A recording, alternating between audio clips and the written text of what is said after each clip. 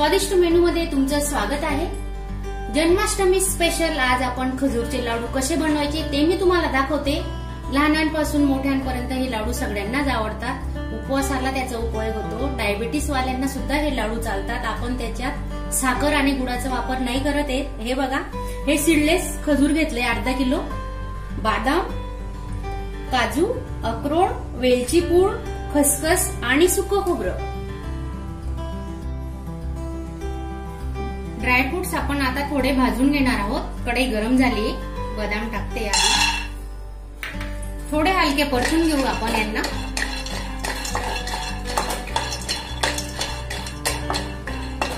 कढई घेताना थोडी जाड बुडाची कढई घ्यायची, म्हणजे करपत नाही खाली। काजू, थोडे अक्रोड घेतले,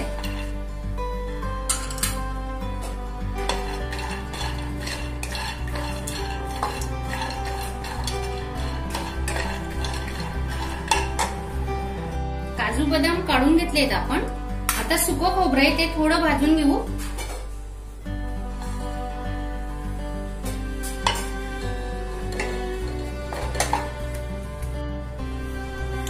खसखस थोडी परतून घेऊ।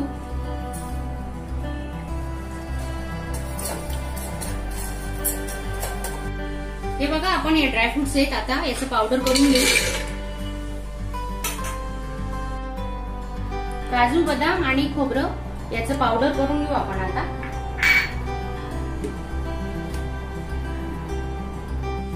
हे बघा, 2 चमचे साजूक तूप टाकतोय आपण। हे साजूक तूप घरी बनवलेलं आहे। याचा व्हिडिओ तुम्ही स्वादिष्ट मेनू मध्ये जाऊन बघू शकता, त्याच्यात लिंक टाकलेली आहे। आधी स्वादिष्ट मेनू टाका, नंतर साजूक तूप टाकायचं, तर तुम्हाला तो व्हिडिओ दिसेल।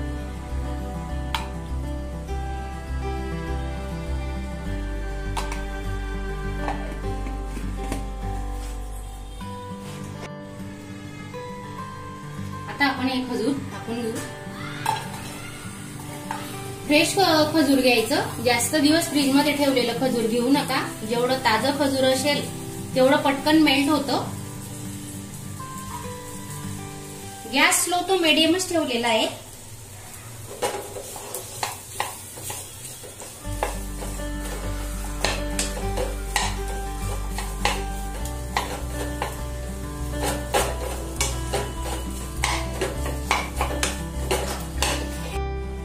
हे बघा, 10 मिनिटात आपली खजूर शिजून झालेली आहे। हे बघा, मिक्सरला लावायची काही आवश्यकता नाही। काही जण मिक्सरला लावतात, पण कधी कधी काय होतं ना, मिक्सर खराब होतं चिकट असल्यामुळे।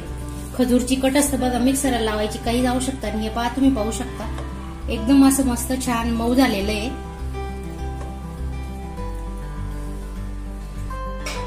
ड्रायफ्रुट्स आणि खोबऱ्याचं पावडर बनवलंय ते टाकून घेऊ आपण आता। तुम्ही तुमच्या आवडीनुसार ड्रायफ्रुट्स टाका।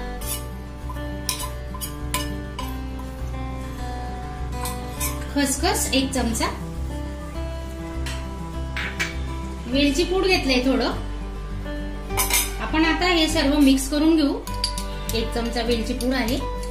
हे मिक्सरला टाकून वाटून घ्यायचं, कारण वेलची वाटली जात नाही ना। मग थोडी साखर टाकायची, जास्त नाही टाकायची, कारण खजूर आधीच गोड असतं। आपण याच्यात साखर आणि गुळाचा वापर केलेला नाहीये।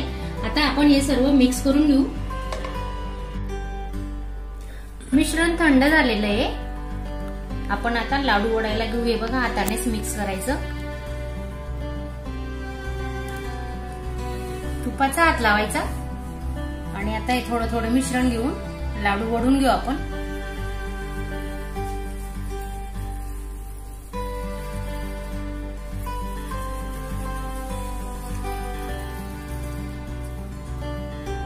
हे बघा, असे छोटे छोटे लाडू वडून घ्यायचे। नाही तर तुम्हाला बर्फी जर करायची असेल तर तुम्ही याची बर्फी बनवू शकता।